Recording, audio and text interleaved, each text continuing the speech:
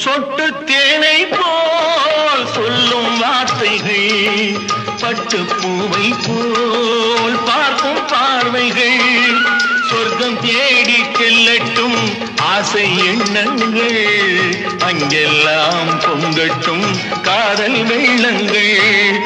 ஒருவர் மீது ஒருவர் சாய்ந்து ஓடும் போலே ஆடலாம்.